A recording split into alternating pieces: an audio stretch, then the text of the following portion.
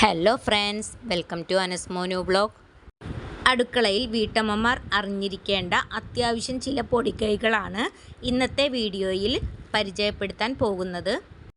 ചെറിയ അളവിൽ ഭക്ഷണം തയ്യാറാക്കുന്നത് സമയനഷ്ടം ഉണ്ടാക്കുന്ന ഒരു കാര്യമാണ്.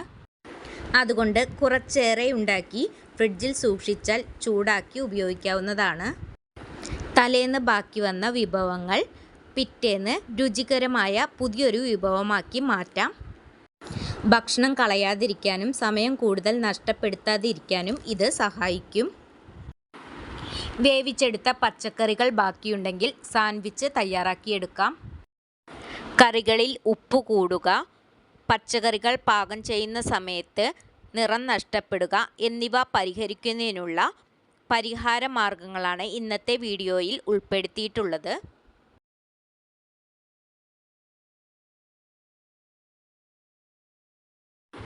പലരുടെയും ഒരു പ്രശ്നമാണ് ഉള്ളി അരിയുന്ന സമയത്ത് കണ്ണിൽ നിന്നും വെള്ളം വരിക എന്നുള്ളത്.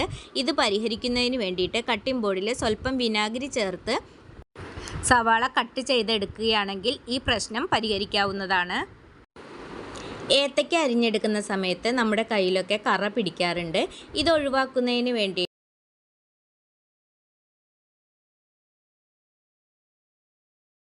ഇതുപോലെ ഒന്ന് ചെയ്തു നോക്കുക. എന്നിട്ട് നിങ്ങളുടെ വിലയേറിയ അഭിപ്രായങ്ങളൊക്കെ കമൻറ്റിലൂടെ ഒന്ന് അറിയിക്കുക. അല്പം ഉപ്പ് കലക്കി അതിൽ കൈ മുക്കിയതിന് ശേഷം ഏത്തയ്ക്ക മുറിച്ചെടുക്കുകയാണെങ്കിൽ നമ്മുടെ കൈകളിൽ കറ പിടിക്കില്ല.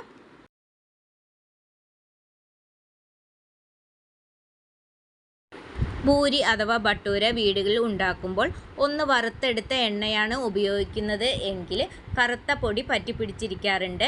അല്പം പച്ചമാവ് കൊണ്ട് തന്നെ അതിൽ പ്രസ് ചെയ്തെടുക്കുകയാണെങ്കിൽ ഈ പ്രശ്നം പരിഹരിക്കാവുന്നതാണ്. പച്ചക്കറികൾ പാകം ചെയ്യുമ്പോൾ അവയുടെ നിറം നഷ്ടപ്പെടാതിരിക്കാൻ സ്വല്പം ബേക്കിംഗ് സോഡ ചേർത്തെടുത്താൽ മതി. പൂരിയൊക്കെ ഉണ്ടാക്കിയെടുക്കുന്ന സമയത്ത് സാധാരണ കുറേ കഴിയുന്ന സമയത്ത് അതിൻ്റെ എയർ പോയിട്ട് ക്രിസ്പി നഷ്ടപ്പെടാറുണ്ട്.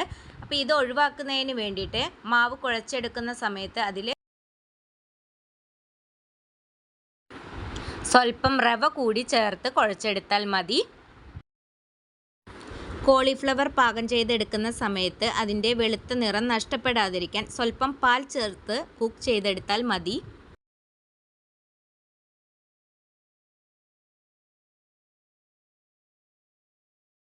അടുത്ത ടിപ്സ് കട്ടിംഗ് ബോർഡിലെ കറ എങ്ങനെ നീക്കം ചെയ്യാം എന്നുള്ളതാണ്.